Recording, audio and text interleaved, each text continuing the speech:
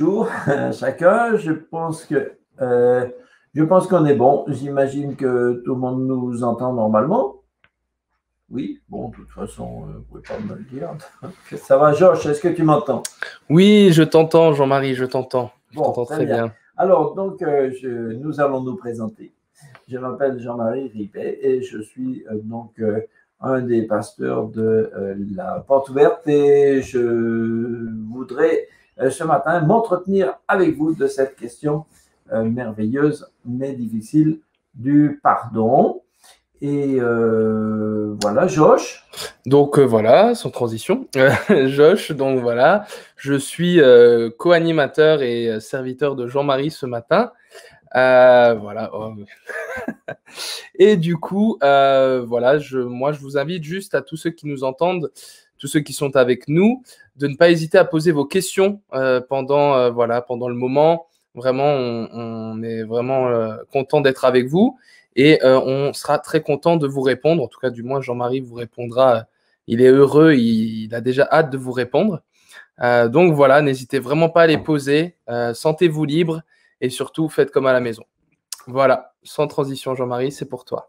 Eh bien, merci, Georges, d'être comme ça disponible pour que tout fonctionne bien. Moi, ça me libère de n'avoir rien d'autre à faire que de parler. C'est ce que je sais faire. Et en tout cas, donc pour les questions, oui, c'est bien. Vous pouvez poser vos questions même en cours, n'importe quand. Georges, il va se débrouiller avec ça. Et puis, peut-être on a aussi, quelquefois, plus traditionnellement, un peu des questions en fin des questions à la fin de la session. Mais même pendant, ça va bien aussi. Pas de problème, c'est avec plaisir. Alors, donc, on voulait parler, voilà, du pardon. Pourquoi parler du pardon? Oui, pourquoi pas, au fond. Non, c'est-à-dire que le pardon, c'est quand même vraiment c'est très basique. Hein. Je pense que tous les jours, tous les jours, tous les jours, on est confronté à devoir pardonner quelque chose à quelqu'un. Il n'y a pas une journée, enfin, ouais, difficilement, je pense, une journée dans laquelle on n'aurait pas au moins une fois quelque chose. Eu un problème avec quelqu'un, ne serait-ce que dans la, je sais pas, si vous roulez dans la circulation, vous avez quelqu'un qui vous grille une priorité, et puis à tout moment, quoi, quelqu'un qui parle pas trop bien, quelqu'un qui a oublié le truc qu'il devait vous ramener, enfin, on a tout le temps quelque chose à pardonner. Et si on prend pas cette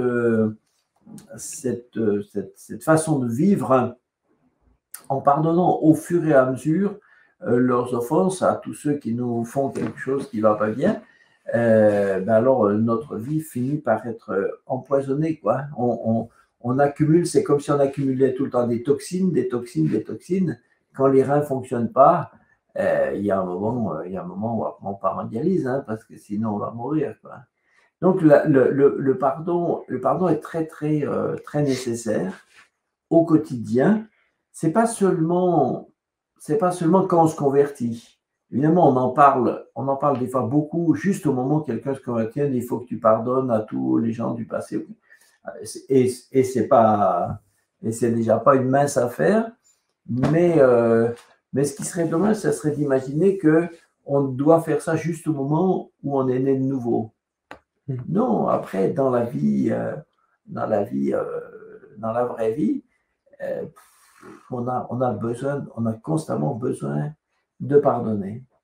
Alors, peut-être un verset classique, très ultra classique sur le pardon. C'est une parole de Jésus lui-même dans ce qu'on appelle le sermon sur la montagne, qui n'était pas vraiment un sermon et en tout cas pas une montagne.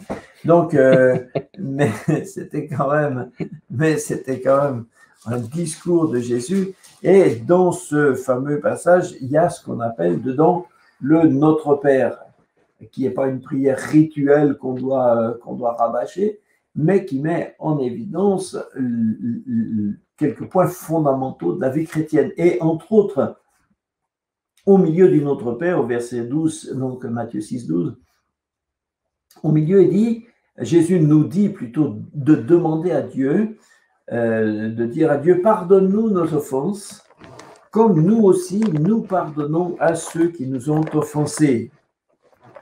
Et un peu plus loin, quand il a fini cette prière, Jésus redonne une explication uniquement seulement sur cette question du pardon.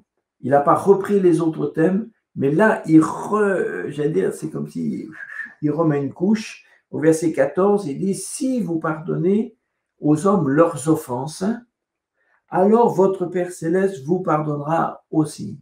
Mais si vous ne pardonnez pas aux hommes leurs offenses, votre Père céleste ne vous pardonnera pas non plus vos offenses. Donc, assez curieusement, on entend que le salut, la réception du salut est ici rendue conditionnelle au fait qu'on pardonne. Ce qui est extraordinaire parce qu'on sait que le salut est gratuit, qu'il n'est pas conditionnel, etc. En tout cas, même si c'est une question, on peut discuter sur le fait que ce soit dans la forme ou comment ça le conditionne, mais en tout cas, ça montre en tout cas la gravité de cette question et le côté radical que Jésus y apporte. Donc, Jésus nous dit que c'est un ordre, une nécessité, une condition sine qua non. Si vous écoutez bien, si vous écoutez vous-même, quand vous faites cette prière, vous dites à Dieu de pardonne-moi comme je pardonne. Donc, si quelqu'un pardonne à moitié, il est en train de dire à Dieu, Seigneur Dieu, pardonne-moi à moitié mes offenses, comme je pardonne à moitié ceux qui m'ont offensé.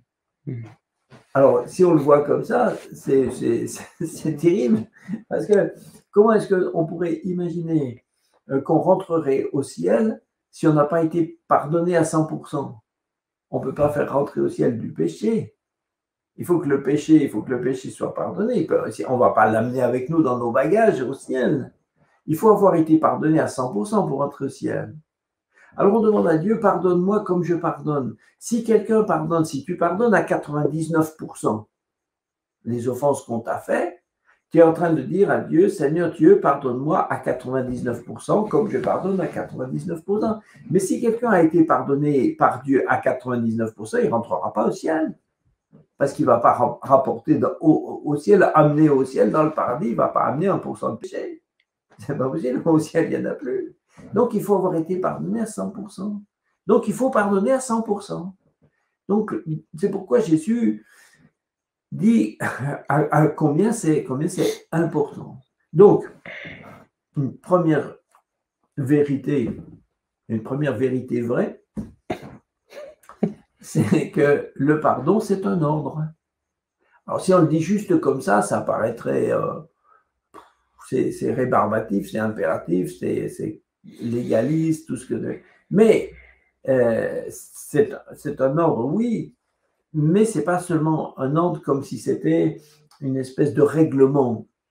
Et Dieu lui-même sait que c'est difficile de pardonner. Il sait que c'est pardonner. Est-ce que c'est facile de pardonner? Non, bien sûr, c'est difficile. Et ce qui rend difficile, c'est pas forcément toujours l'acte lui-même, mais c'est l'état d'esprit dans lequel il a été fait. Plus c'est difficile à pardonner quand la blessure a été profonde. Et elle est profonde si celui qui nous l'a occasionné avait accès à notre âme. Ce qui veut dire que la plupart du temps, les offenses qui nous ont fait le plus de mal nous ont effectivement été occasionnées par nos proches. C'est des proches, c'est la famille, c'est la famille proche, les amis qui peuvent nous avoir fait le plus de mal. Si vous rencontrez, vous croisez dans la rue un type qui est, je sais pas, il n'est pas bien dans sa tête, en passant à côté de vous, il vous sort 2-3 insultes.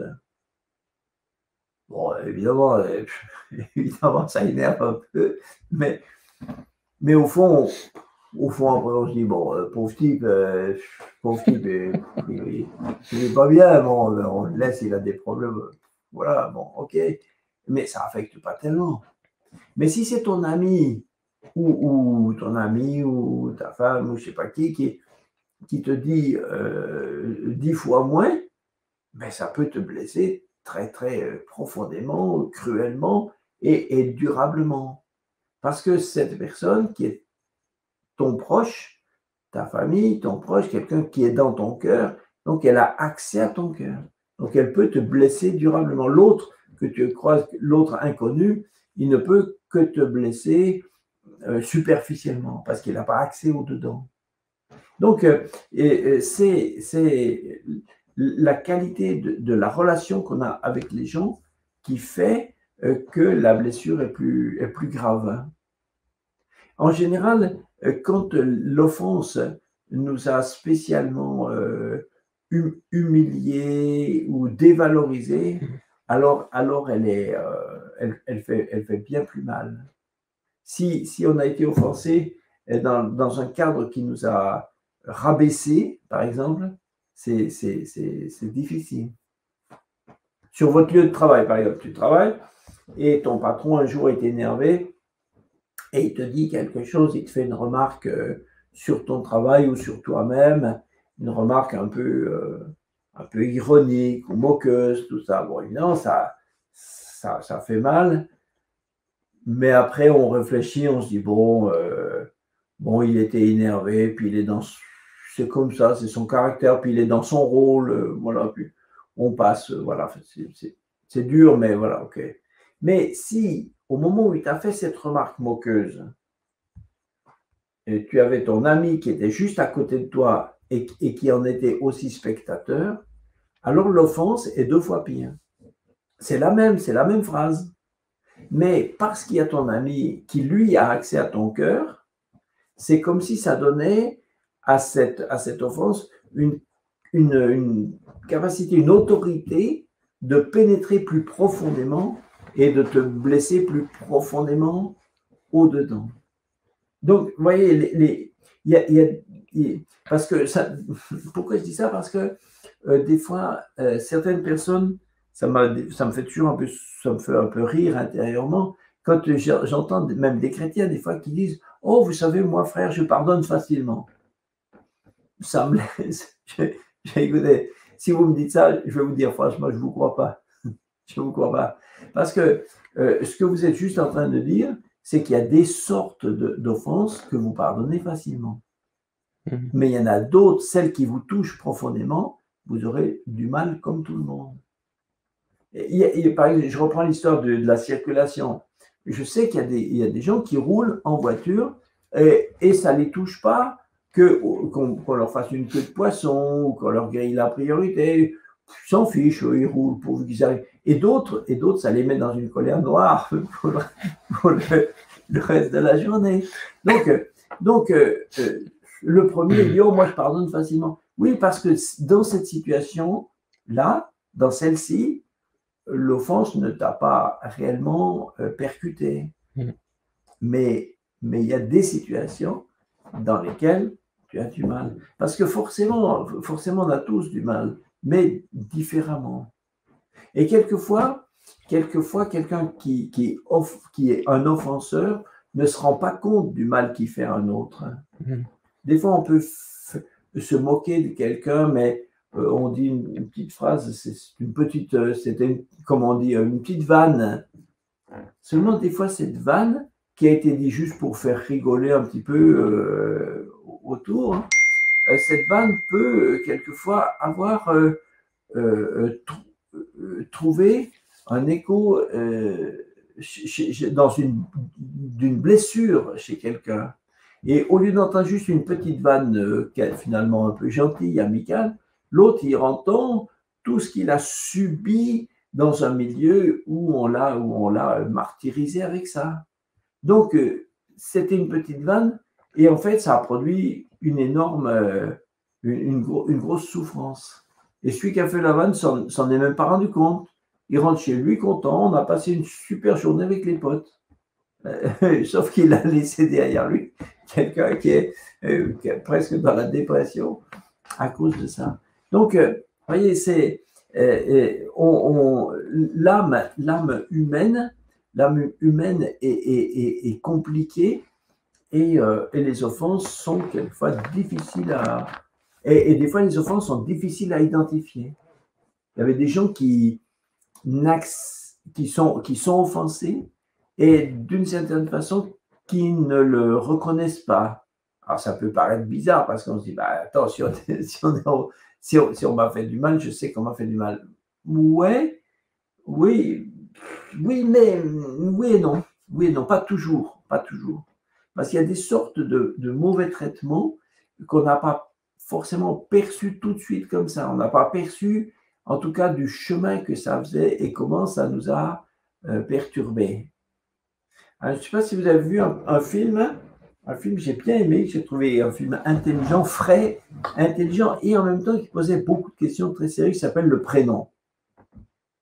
Et entre autres, dans ce film, on voit une dame, dans le film, je ne sais pas quel âge elle a dans le film, elle doit avoir 45 ans peut-être, quelque chose comme ça, je ne sais plus, et qui dit, un moment, après toute une crise, elle prend conscience qu'en fait, elle a fait des tas de sacrifices, mais que ces sacrifices n'ont pas été reçus pour ce qu'ils devaient être. Hein. Elle dit à son mari qu'elle a tout sacrifié, elle a sacrifié ses études pour que lui puisse continuer les siennes. Elle a dit, mais qu'est-ce que ça m'a rapporté à moi? Quel retour j'ai?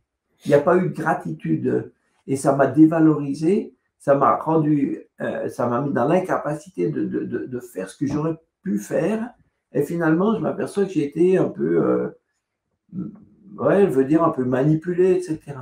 Et dans ce film, on sent que c'est tout d'un coup que ça lui apparaît clairement, ça lui saute aux yeux maintenant. L'offense n'a pas commencé maintenant, elle dure depuis. Mais là, elle s'en rend compte. Et pourquoi il faut s'en rendre compte? Il faut s'en rendre compte parce que si on veut apporter une solution à un problème, il faut admettre que le problème existe. Comment vous allez traiter un problème si vous dites qu'il n'y a pas de problème? Comment on peut aider quelqu'un si la personne n'a pas de problème? Si vous n'avez pas de problème, il n'y a pas de solution. On a des solutions que pour les gens qui ont des problèmes. Donc, cette question est d'être lucide et de se connaître, de se réjouir, est importante.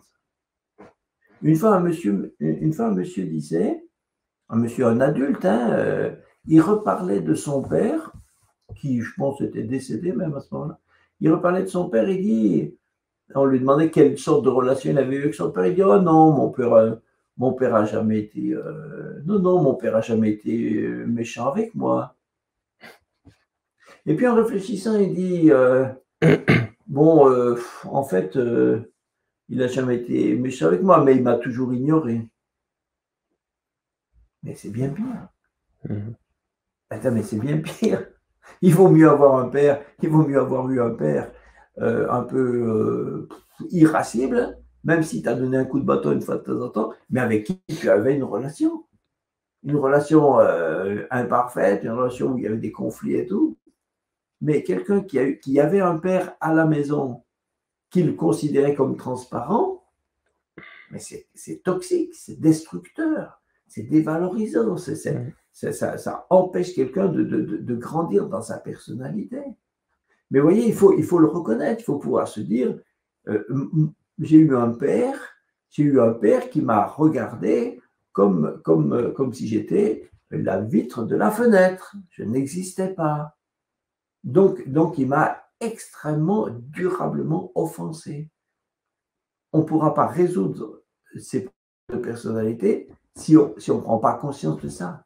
On ne peut pas lui apporter du pardon si on dit qu'il n'y a pas eu d'offense.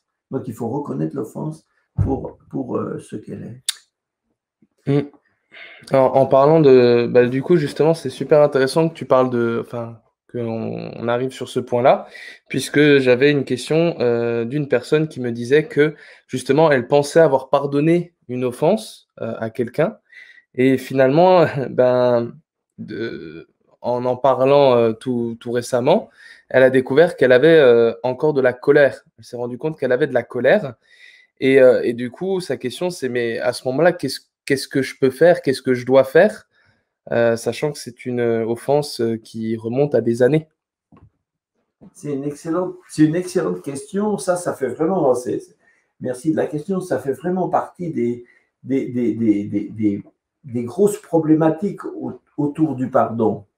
Et je dirais que quelquefois, dans nos milieux évangéliques, on a quelquefois été un peu trop simpliste avec ça, comme si on a dit, ou en tout cas les chrétiens ont cru entendre qu'on leur disait simplement, allez-y, il faut pardonner, il faut pardonner, il faut pardonner. Ok, mais c'est pas, je veux pas dire que ce soit, à la fois c'est simple, effectivement, Jésus l'a dit simplement, donc c'est simple, mais l'application est complexe, hein.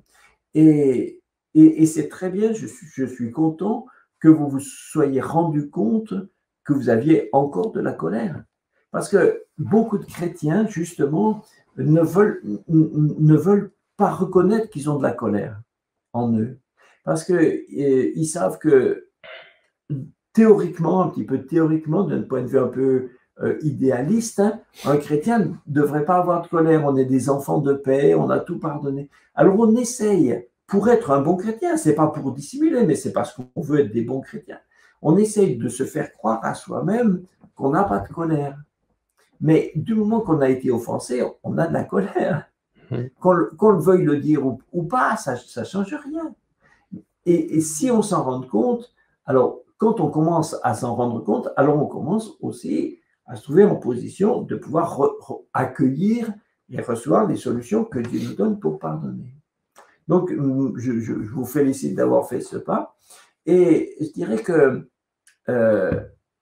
pardonner, si vous voulez, pardonner d'abord, un des grands axes de la discussion sur le pardon, c'est de comprendre que pardonner est un acte. Ça, c'est ultra important. Pardonner, ce n'est pas un sentiment. Jésus n'a pas dit qu'il nous donnait l'ordre de ressentir du pardon. C'est très important, hein, c'est très différent. Il ne nous a pas dit, je vous donne l'ordre de ressentir du pardon, mais il nous donne l'ordre de pardonner. Donc, pardonner, ce n'est pas un sentiment, ce n'est pas une sensation, une émotion, ce n'est pas de l'affectif. Pardonner, c'est poser un acte, c'est faire quelque chose. C'est comme si on prend quelque chose, on le déplace, on le met ailleurs. J'avais en moi quelque chose qui est mauvais vis-à-vis de quelqu'un, c'est-à-dire un désir négatif contre quelqu'un. Quand je pardonne, je prends ce désir négatif, je le prends, je le sors, je le pose ailleurs, il n'y est plus. Mais même quand on a fait ça, alors le souvenir de l'offense et les conséquences, la blessure, la souffrance qu'il y a, n'est pas oublié pour autant. Vous voyez, notre tête n'est pas comme un ordinateur. Dans un ordinateur, le côté qui est sympa, après, il faut faire attention de ne pas faire des fausses manipes, mais c'est qu'on peut appuyer sur efface. Tu appuies sur efface, supre, et ça disparaît. Une fois que tu as vidé la corbeille, ça n'existe plus. Mais nous, on n'a pas le bouton, supre. Alors, ce qui fait que notre mémoire continue de fonctionner. Donc, même quand on a pardonné, on se souvient quand même. Et des fois, à cause de la souffrance, ça revient. Alors, certains chrétiens, des fois, il y a deux cas de figure. Vous en avez qui n'ont pas réellement pardonné. Donc, c'est normal que ça revienne.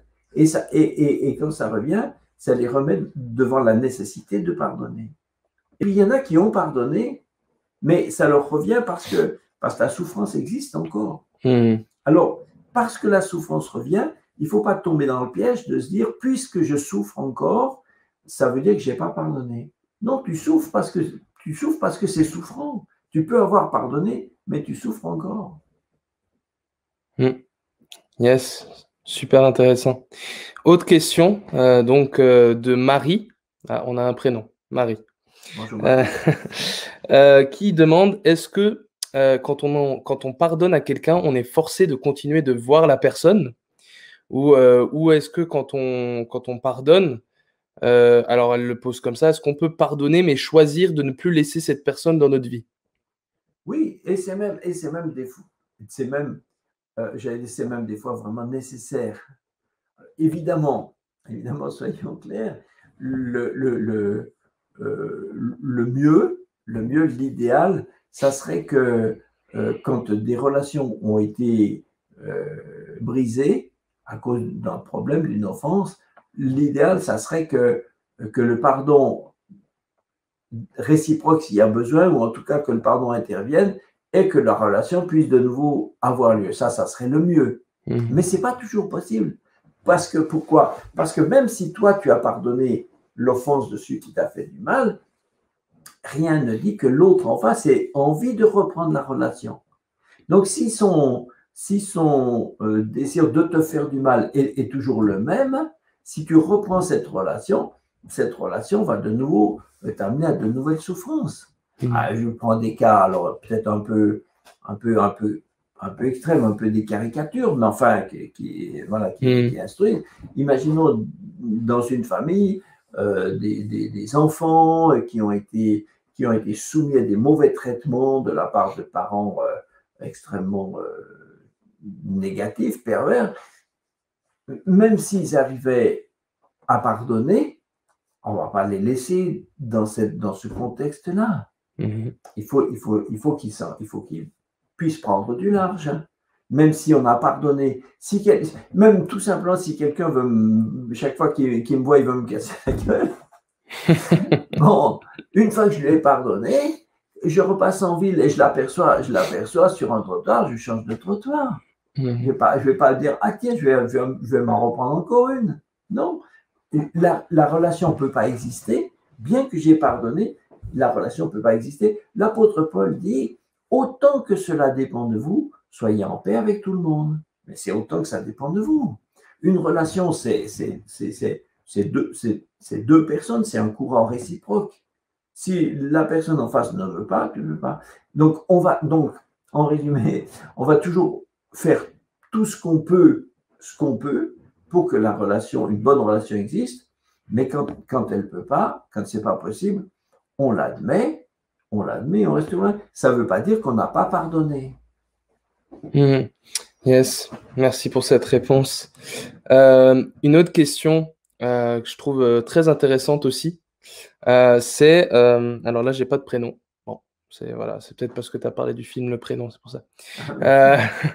Comment rétablir une relation de confiance avec un de nos proches quand on est sur un chemin de pardon et que quand on s'est ouvert et qu'à chaque fois qu'on s'est ouvert à cette personne, on l'a regretté car elle nous a encore blessés quelque temps après. Voilà, alors la personne m'explique qu'on a des remparts, des protections qu'on a mis avec cette personne pour ne plus être blessé, donc on s'est protégé, mais comment les enlever petit à petit? En tout cas, avec prudence. Disons que la confiance, c'est très long à construire et c'est très, très rapide à déconstruire, à détruire. Construire de la confiance, forcément, ça prend du temps et forcément, ça doit se confirmer. Sur un mur de confiance, un pont de confiance, eh bien, chaque pierre qu'on ajoute doit être consolidée, etc. Mais détruire un pont, ben ça va bien plus vite. Ça va bien plus vite. Quand il s'écroule d'un seul coup. On n'est pas obligé d'enlever pierre par pierre. Si l'arche, la pile au milieu s'écroule, tout s'écroule d'un seul coup. Donc la confiance, c'est long à construire. Et des fois, malheureusement, il nous faut faire le deuil d'une relation.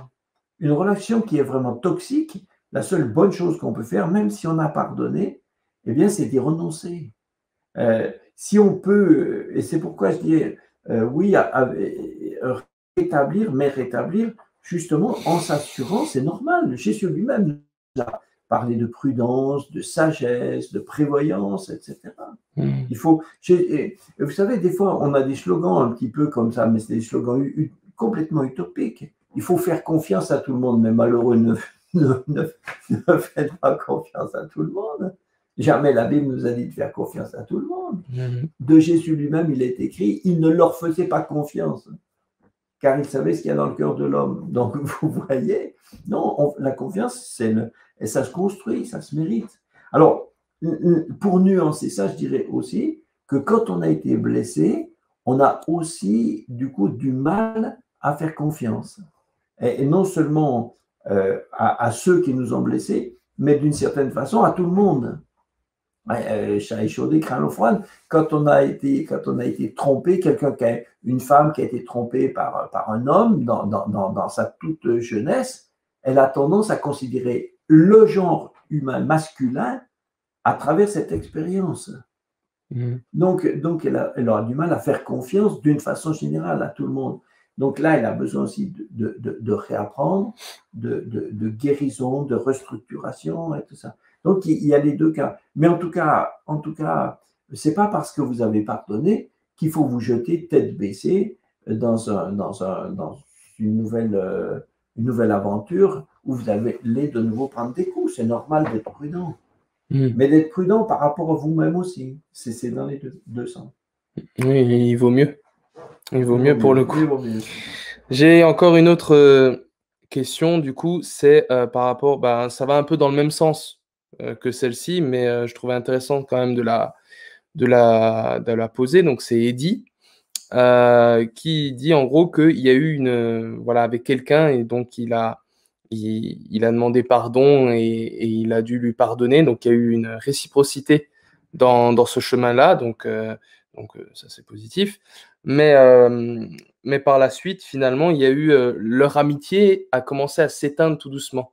C'est-à-dire, il y a eu la démarche de pardon mutuel, mais il a dit sans raison, l'amitié, tout d'un coup, elle a pris de la distance, on va dire, et en fait, il a cette impression d'avoir fait un pas en avant dans le pardon mutuel, mais maintenant que l'amitié a pris un coup, comme si finalement ils ont repris 10 pas en arrière. Et du coup, il dit, est-ce que c'est nécessaire de reprendre le temps de pardonner à ce moment-là? Est-ce que c'est, peut-être c'est une offense pour lui que l'amitié soit plus là? Je sais pas si tu vois. Alors, moi, je dirais que, là, il faudrait peut-être qu'on on peut pas faire ça maintenant, mais il faudrait peut-être rentrer dans la compréhension plus pratique de toute la discussion. Des fois, je pense que quand une relation arrive à son terme, alors qu'elle a duré longtemps, puis tout d'un coup elle s'arrête, souvent on est étonné que ça s'arrête des fois pour quelque chose qui semble être une broutille. On dit, tiens, c'est quand même curieux ça, on a été amis pendant 20 ans, et tout d'un coup, pour une petite chose, tout d'un coup, notre amitié s'est effondrée, elle n'existe plus. Alors, je pense que quand on fait ce constat-là, c'est que en fait, il y avait un problème dans la relation et que ce problème durait depuis longtemps. Et c'est pas pour la dernière queue de cerise, la dernière incompréhension. Non, ça c'est juste le révélateur qu'il y avait un malaise qui durait depuis longtemps. Donc, oui, se pardonner, c'est bien. Maintenant, l'amitié, ça se décrète pas non plus comme un édit. Hein. Ça se construit, ça doit être réciproque.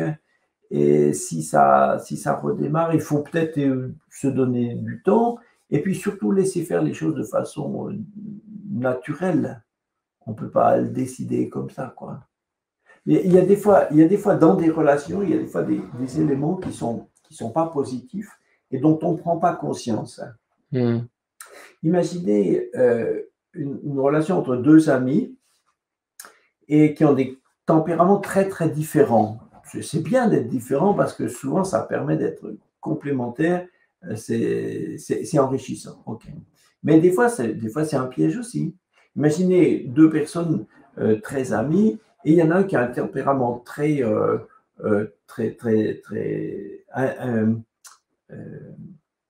quelqu'un qui décide, quelqu'un qui est très leader, très décideur, et puis une autre personne qui est plutôt quelqu'un qui a un tempérament plus un tempérament de second. Et dans leur relation, ils s'en sont pas rendus compte, mais dans leur relation, finalement, c'est toujours le premier qui décide de tout. Si le matin, le samedi, on se téléphone, tiens, qu'est-ce qu'on fait demain après-midi? C'est toujours le même qui prend la décision.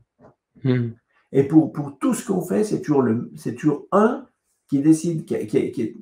Et finalement, le second n'a pas pris conscience lucidement que, en fait, il n'existe pas vraiment.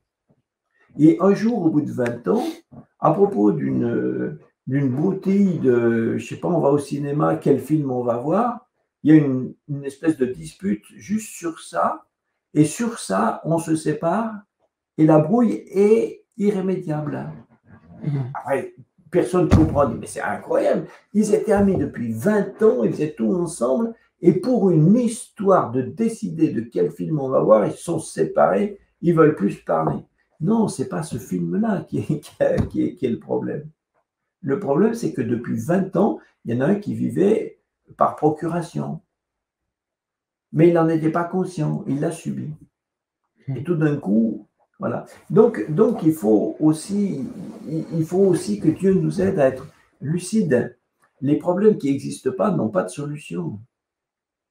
Et des fois, je pense aussi que on est et quelquefois dans les milieux évangéliques, on a des fois été un petit peu idéaliste. On a des fois dit, vous savez, vous avez des slogans comme ça, par exemple, mais c'est pas seulement évangélique, c'est dans le monde. Hein. Souvent on dit pardonner, c'est oublier. Mais j'ai jamais trouvé plus bête que ce slogan. Mais je trouve ça, c'est ridicule. Et en plus, en plus, ça fait du mal. Ça fait du mal. Parce que beaucoup de gens ont pardonné, mais parce qu'ils sont obligés de se souvenir, alors du coup, en plus, ils sont toujours en train de se dire, mais est-ce que j'ai vraiment pardonné? Oui, une femme, imagine une mère de famille, elle a 30 ans, 3 enfants, dont un qui est handicapé, et elle a 30 ans, 35 ans, son mari, un bon matin, elle dit, tiens, j'ai trouvé une jeunette et je pars avec. Il divorce et il se barre, elle se retrouve toute seule. Elle a 30 ans, 35 ans, 3 gamins, dont un qui est handicapé. Toute sa vie, maintenant, sa vie est extrêmement difficile, moralement, psychologiquement, elle est cassée, diminuée, elle est seule, elle est affectivement, elle est en grand manque, elle est en frustration. Toute sa vie maintenant, c'est son boulot parce qu'il faut faire vivre ce petit monde. Et du fait des cas particuliers de ses enfants, ça remplit toute sa vie, il lui reste rien d'autre. Waouh! Alors, elle est chrétienne, ok. Elle est chrétienne, elle fait un gros travail sur elle-même, elle fait le deuil de son mariage, elle se fait aider, elle arrive à pardonner, ok. Mais même si elle a fait tout ça, même si Dieu la restaure, même si elle a pardonné, tous les matins, elle se réveille, elle a 35 ans, elle a 3 gamins, elle doit faire 45 heures ou 50 heures de boulot par semaine pour arriver à s'en sortir. Elle est seule et vu sa situation difficile, se remarier va être très difficile à concevoir. Donc, son avenir est quoi? Est difficile. Elle ne peut pas l'oublier. Elle ne peut pas appuyer sur le bouton, sur le bouton, je ne me rappelle plus et tout va bien. Donc, elle souffre. Et ce n'est pas parce qu'elle souffre qu'elle n'a pas pardonné. Vous voyez, avoir pardonné, c'est ne souhaiter que du bien à l'autre. Je lui souhaite du bien, que Dieu le bénisse, je lui souhaite qu'il aille bien dans sa santé, je lui souhaite qu'il aille bien dans sa vie, je lui souhaite qu'il soit heureux, je lui souhaite qu'il lui arrive que de bonnes choses, je lui souhaite que du bien. Mais c'est pas pour autant qu'on souffre plus. Ouais. En plus, j'allais te la poser la question, est-ce que pardonner, c'est oublier? Donc c'est bien, tu as juste répondu à Alors, la question. bon, mais ça va, c'est ensemble. Ça va, c'est complémentaire. Non, oublier, des fois, on voudrait, hein. Mais c'est pour ça que le pardon, dans le pardon, je disais tout à l'heure, il y a un acte, on pose un acte, je décide de pardonner, je décide de ne plus en vouloir à quelqu'un. Mais après c'est autre chose de parler du pardon, et c'est autre chose de parler de la restauration. Des fois même, il faut faire le deuil, il faut faire deuil d'une relation. Il faut faire deuil d'une amitié, d'un amour, il faut faire deuil d'un mariage, il faut des fois. Et puis après, il faut que le Seigneur nous reconstruise. Et ça prend forcément aussi du temps. Yes. Actuellement, j'ai plus de questions, Jean-Marie, donc si tu veux continuer, je te laisse continuer. Alors, j'avais deux, trois trucs. Certains trouvent, certains ont des fois, certains, je veux dire, des gens qui sont rentrés dans la Bible et qui voient, comme je le disais tout à l'heure, cette nécessité que Jésus met, que Dieu met devant nous, de pardonner absolument. Il y a des fois des gens qui ont trouvé que c'était un peu, que c'est un peu extrémiste, quoi. Il y en a qui disent à Dieu, quand même, Dieu est un peu, un peu exigeant, quoi. Il est un peu exigeant parce que nous, on souffre, hein, et puis en plus, il nous dit de pardonner, etc. Mais j'aimerais quand même rappeler que quand Dieu nous dit ça, d'abord, il nous le dit parce que lui, il l'a fait. Lui, il l'a fait. Dieu a été extrêmement offensé par notre attitude. Il a été extrêmement offensé. Et Dieu avait prévu un bon plan pour nous. Je relis, si vous me donnez 2 minutes, je relis dans Ésaïe 5. J'aime beaucoup ce passage parce que ça m'a posé une question fondamentale, qui pour moi a été un moment vraiment une question importante. Est-ce que Dieu peut être déçu? Parce que quand on se dit Dieu est parfait, donc ça me donnait l'impression que Dieu ne peut qu'éprouver des sentiments agréables. Et c'est une question un peu bizarre de se dire, est-ce que Dieu peut éprouver des sentiments désagréables? La déception, c'est désagréable. Ok. Or, dans ce passage d'Ésaïe, Dieu lui-même se met en jeu, si vous voulez, il se décrit lui-même. Et le prophète écrit, « Je chanterai à mon bien-aimé le cantique de mon bien-aimé sur sa vigne. » Donc le bien-aimé, c'est Dieu et la vigne, c'est Israël. Et il dit, « Mon bien-aimé avait une vigne sur un coteau fertile. Il en remua le sol, ôta les pierres et y mit un plan délicieux.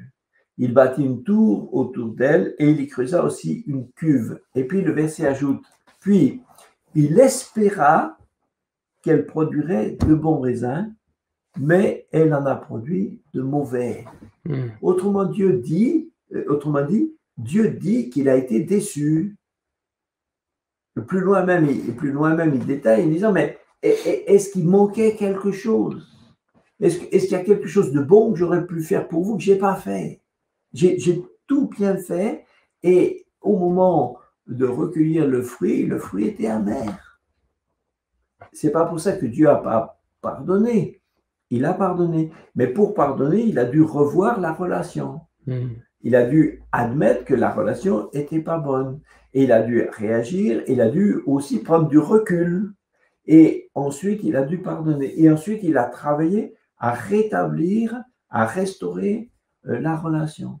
Donc, tout ça est possible. On ne peut être profondément blessé que par des proches. Si on n'est pas en face de proches, on ne peut pas être blessé. Comment pardonner? Eh bien, comment pardonner? Il faut pardonner en prenant une décision. Quand j'étais, avec ma femme, on a eu d'abord une fille et puis une deuxième. Et quand on a eu notre deuxième fille, c'était un bébé, elle avait à ce moment-là 4 mois. Et on accueillait chez nous des fois des jeunes en difficulté, voilà, des gens en détresse, voilà. Et à un moment, on avait accueilli comme ça une jeune fille qui était dans la rue, voilà, qui était dans la rue SDF et qui était enceinte. Hein. Alors, on l'a eue à la maison, je sais pas, en tout, peut-être un an et demi, ouais, peut-être un an et demi. Et bon, elle a eu son enfant et tout ça. Chez nous, moi, j'avais des tout petits moyens et voilà, c'est un appartement. Hein. Et une fois où mon épouse est sortie faire des courses, elle avait laissé cette fille était chez nous avec son enfant, son propre enfant et le nôtre. Hein. Et quand ma femme est rentrée, elle a vu que notre enfant n'était pas bien, elle avait l'air souffrante et tout ça. Et elle m'a téléphoné, elle m'a dit, écoute, ça va pas bien, ça va pas du tout. Je suis rentré du travail et effectivement, notre fille était pas bien, on aurait dit qu'elle avait la tête enflée, un bébé de 4 mois. Comme je travaillais en milieu hospitalier, je l'ai ramené rapidement là où je travaillais et tout de suite, ils lui ont fait une radio et on découvre qu'elle avait une fracture du crâne. Et donc, c'est la fille qu'on avait hébergée. Alors, il s'est passé quoi? Elle n'a jamais voulu en parler. Donc, aujourd'hui encore, je ne sais pas. Ça fait 40 ans. Aujourd'hui encore, je ne sais pas. Est-ce qu'elle l'a malencontreusement fait tomber ou est-ce qu'elle pleurait, ça l'a énervé, elle lui a donné un coup? Enfin, bref, on n'a pas su. Mais notre enfant est resté 3 semaines à l'hôpital et est vraiment en danger. Alors, après, il faut pardonner. Et là, c'est difficile à passer. Hein. C'est difficile pour moi. Pour moi, c'était difficile. Pour ma femme, c'était très difficile. C'était très difficile. On lui a fait que du bien. Voilà ce qui en ressort. Et même pas d'explication, pas de rien. Donc là, on a eu beaucoup de peine, mais on a dit, Seigneur, tu nous as tout pardonné. Tu nous as tout pardonné. Quand c'est difficile, on va pas craquer. Seigneur, tu nous as tout pardonné, on veut pardonner. Donc on lui a dit qu'on lui pardonnait, qu'on lui souhaitait que du bien. Je ne sais pas où elle est aujourd'hui, j'en sais rien, pas de relation, après ça s'est perdu. Mais il faut, voilà, mais il nous faut, c'est plus on est proche, plus c'est difficile. Il nous faut apprendre à pardonner, apprendre à dire, Seigneur, je ne veux pas garder de mauvais sentiments contre quelqu'un. Je veux lui souhaiter que du bien. Oui, et puis moi, pour compléter ce que tu dis, moi, ça me fait penser à l'histoire quand Pierre est allé voir Jésus et va lui demander, mais jusqu'à combien de fois je dois pardonner? Est-ce que c'est jusqu'à 7 fois? Bon, encore Pierre, il est quand même monté jusqu'à 7. Oui, c'est déjà pas mal. Hein. Je trouve qu'il était plutôt généreux déjà, mais Jésus lui a vraiment dit, non, tu dois pardonner 7 fois, 77 fois. C'est autant de fois qu'il est nécessaire. Et j'avoue qu'effectivement, dans ces moments-là, souvent, quand on est face à une situation compliquée, parfois on arrive presque à se dire, mais est-ce que ça vaut encore la peine est-ce que Seigneur, ce pardon-là, ça vaut la peine que je l'accorde? Est-ce que? Et puis Jésus qui fait comprendre à Pierre qu'il faut. Alors, il faut pour la personne et il faut pour soi-même. Hein. C'est ça. Il faut pour soi-même, parce que tu as raison de dire que Pierre avait déjà mis la barre haute. Et je le soupçonne un petit peu d'avoir voulu faire une belle question spirituelle. Il s'est dit, là, je vais mettre vraiment le niveau tout en haut. Je vais faire une belle remarque. Mais parce que déjà 7 fois, si la même personne vous a déjà offensé gravement 7 fois, déjà c'était difficile à la première, tu imagines que tu arrives à 7, tu vois. Alors bon, Jésus dit 490. Bon, ce qui ne veut pas forcément dire qu'à la 491e, tu serais libéré, hein. Mais c'est vraiment difficile. C'est tout le temps, il n'y a pas de limite, le pardon. Le pardon, c'est tout le temps. Mais Pierre lui-même a eu besoin d'être pardonné. Et c'est là que ce qu'il a dit, la question qu'il a dit, lui, il pensait plutôt combien de fois je devrais pardonner. Mais heureusement que Dieu avait la bonne réponse. Parce que quand quelques mois plus tard, c'est lui qui a renié Jésus, si Jésus lui avait pas, si Jésus lui avait, il a renié gravement, c'était terrible. Mais heureusement que Dieu était justement capable d'aller au bout du pardon pour lui remettre sa faute. Et Jésus l'avertit même à l'avance. Il lui dit, voilà, mais quand tu reviendras, quand tu seras revenu, quand tu te seras repenti. Donc, avant la faute, Jésus lui a pardonné avant la faute. C'est quand même assez, c'est assez énorme. Vous avez aussi, dans la Bible, vous avez aussi une histoire de trahison qui est tout à fait fantastique, c'est celle de Jacob. Hein, vous connaissez Jacob, enfin vous ne l'avez pas connu lui personnellement, mais Jacob, le petit-fils d'Abraham, grand-papa Abraham avait un petit-fils qui s'appelait Jacob. Et Jacob, lui, a eu 12 garçons. Sauf qu'il y en a un qui était tellement son chouchou, visiblement, que les autres l'ont pris vraiment, j'allais dire en grippe, c'est peu dire, ils l'ont pris en haine. Hein. Et un jour, ils ont profité d'un moment où ils étaient à l'écart dans la campagne, ils l'ont vendu comme esclave à des marchands qui partaient en Égypte. Hein. Donc, tu vois un gamin de 17 ans qui se retrouve tout d'un coup, du jour au lendemain, coupé de sa famille, de son père, de toute sécurité, dans un pays étranger où il est esclave et il a été trahi par ses propres frères. Ça me paraît, voilà, là on culmine. Mais Joseph a pardonné. Joseph a pardonné. Il retrouve ses frères plus de 20 ans après et il leur dit, mais je vous ai pardonné. Je vous ai pardonné. Et il a tout fait pour leur faire du bien. Il démontre en lui un vrai fruit du pardon total. Bon, vous me direz, c'est miraculeux. C'est vrai, c'est vrai. Moi, je pense que souvent, le pardon est miraculeux. Souvent, c'est miraculeux. Il y a des trucs, des fois, tu te dis, mais comment on peut pardonner ça? C'est impossible. Oui, et je suis d'accord, c'est impossible. C'est impossible à l'homme. Mais Jésus dit, ce qui est impossible aux hommes est possible à Dieu. C'est pour ça que Jésus nous met devant nous je peux dire des programmes, je ne sais pas si je peux dire des programmes, enfin ouais, si, on peut dire mais que lui seul rend possible dans notre vie. Si Dieu nous demande beaucoup à ce sujet, c'est pas parce qu'il est exigeant, sévère, comme il y en a qui disent, oh, comme Dieu. Non, c'est pour nous libérer. C'est pour nous libérer. Dieu nous dit, mais tu es dans un cachot, sors du cachot. C'est dans ce sens-là que Dieu dit pardonne. Parce que si être dans le ressentiment, dans la haine, dans l'aigreur, la colère, etc., c'est une espèce de bouillon de culture dans lequel on est et dans lequel va se développer toutes sortes d'épidémies. Donc Dieu nous dit, mais ne reste pas dans ton bouillon. Sors à la lumière, sors au grand air, fais-toi purifier, fais-toi guérir.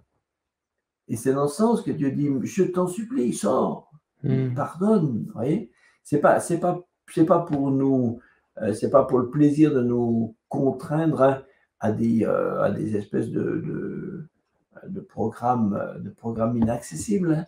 Mais c'est parce que c'est l'amour, c'est son amour. On peut pardonner parce que Dieu nous a d'abord, parce que Dieu lui-même nous a pardonné. Et pour ça, je pense pour certains, comment y arriver? Il faut le travailler. Il faut le travailler. Et quand on reconnaît qu'on a quelque chose contre quelqu'un, déjà se mettre d'accord avec Dieu, déjà reconnaître en soi-même qu'on doit pardonner, bon, c'est déjà un premier pas.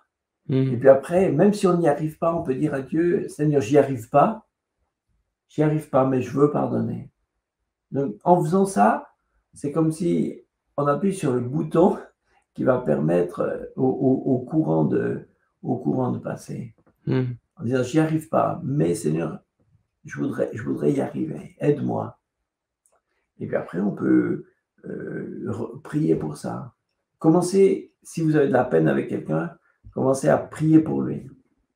Ça, c'est efficace. Hein? Ouais. Et c'est efficace pour être lucide. Hein? Si on a dans son cœur, on a quelque chose contre quelqu'un, on va avoir beaucoup de peine. On va avoir beaucoup de peine à lui souhaiter du bien. On a plutôt envie de dire, Seigneur, tu vois, fais descendre la justice. Hein? On fait des prières comme ça. Et quand on fait des prières comme ça, on se prouve à soi-même que le problème n'est pas résolu. Quand Jacques et Jean ont dit, Seigneur, fais tomber le feu du ciel sur les Samaritains, s'ils n'étaient pas conscients qu'ils les détestaient, ce jour-là, ça arrivait quand même. Ça arrive au grand jour. Mais ouais, si on n'y arrive pas, il faut prier pour eux, prier pour les personnes. Et Seigneur, fais-lui du bien. S'il a un problème, on dit, Seigneur, guéris-le. Vous voyez, quand Job avait eu ses amis, entre guillemets, qui sont venus, lui, déjà, il était un peu la tête sous l'eau. Eux, ils sont venus pour lui enfoncer un peu plus profondément. Et il fallait qu'il leur pardonne leur mauvaise attitude. Et Dieu lui a donné à Job un moyen pédagogique pour l'aider. Dieu lui dit, c'est Job qui va prier pour que vous soyez guéris. Donc, c'est eux qui l'ont offensé et on voit que c'est Job qui doit prier pour eux. Ça ne paraît pas naturel. Tu dis, mais enfin, écoute, c'est encore lui qui a été offensé, c'est lui qui... Oui, mais parce que Dieu cherche aussi le bien de Job. Il veut que Job soit libéré, qu'il ne reste pas dans une blessure, dans une offense. Donc, il lui dit, prie pour eux. Et on voit la stature spirituelle de Job, qui était vraiment un homme de Dieu extraordinaire. Hein. Parce que c'est écrit tout de suite, Job pria pour eux, Dieu entendit sa prière, l'exauça et les guérit. Donc pour eux, les autres ont dû repartir encore plus humiliés. Ils lui ont fait du mal et à la fin, c'est quand même lui encore qui les a guéris, enfin qui a prié pour que Dieu les guérisse. Mais c'est dans un sens pédagogique. Moi, quand j'ai du mal avec quelqu'un, ça m'est arrivé une fois ou deux, et puis dit, si j'ai du mal avec quelqu'un, qu'est-ce que je peux faire pour lui faire du bien? Si tu as du mal avec quelqu'un, tu lui envoies un petit mot, une petite carte. Alors, sans parler du grief, je te pardonne parce que, mais il faut dire que toi, tu avais, etc. Mais ça, c'est une polémique. Ça, c'est pas... Non, juste, tiens, je pensais à toi, j'espère que tu vas bien et que Dieu te bénisse. Bye bye. Ou alors, tu sais que quelqu'un t'a fait du mal. Un jour, tu lui fais un petit cadeau. Tu fais un petit cadeau, tu lui envoies un bon pour aller manger au resto. Ou, je sais pas, un truc comme ça. Et même si la relation n'existe pas, mais toi, tu lui as fait du bien. Après, voilà, tu commences à construire. Quand on commence à dire quelque chose de gentil à quelqu'un, eh bien, ça aide aussi. Mais je vois qu'on arrive presque au bout de notre temps, Josh. Oui, justement. En tout cas, je suis désolé pour les personnes à qui on n'a pas pu répondre à vos questions. Voilà, on a fait le maximum, mais je voulais quand même laisser la place à Jean-Marie pour qu'il puisse terminer par la prière. C'est ça. Yes, Jean-Marie. Nous allons prier. Merci, Seigneur. Merci de nous avoir pardonné, Seigneur. Merci de nous avoir pardonné. Nous étions inexcusables, mais tu nous as pardonné. Seigneur, nous voulons suivre cet exemple et profiter pleinement de tout ce que tu as prévu de nous donner. Aussi, je te prie, Seigneur, de nous permettre de ne pas rester dans nos prisons et dans des auto-justifications. Seigneur, tu nous as pardonné, nous voulons pardonner aussi. Garde-nous, Seigneur, de retenir quelque chose contre quelqu'un. Permets-nous, Seigneur, d'être simples, d'abandonner toute rancune.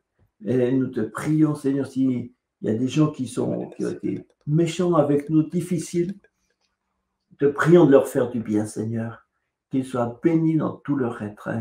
Je voudrais te prier, Seigneur, pour ceux qui étaient avec nous ce matin sur cette visio. Seigneur, je te prie que ceux qui peuvent encore être vraiment blessés, peut-être même des fois torturés par quelque chose qui leur a fait beaucoup de mal, Seigneur, je te prie qu'ils puissent maintenant miraculeusement, par ton intervention, en être dégagés et puis pouvoir en sortir tout à fait, être vraiment libre pour être dans la joie, dans la paix, reconstruit, réparé, Seigneur, restauré par ta présence. Merci, Seigneur notre Dieu. Merci pour ces plans vraiment merveilleux que tu as pour nous. Amen. Amen. Amen. Merci, Seigneur. Merci d'avoir été avec nous. Désolé encore pour ceux à qui on n'a pas répondu aux questions. Soyez bénis. On se donne rendez-vous pour ce soir. Voilà, pour cette rencontre se termine bientôt. Mais en tout cas, on a vraiment été content d'être avec vous ce matin. Voilà, bon appétit. Merci bon appétit. À tout le monde. Bonne Au revoir.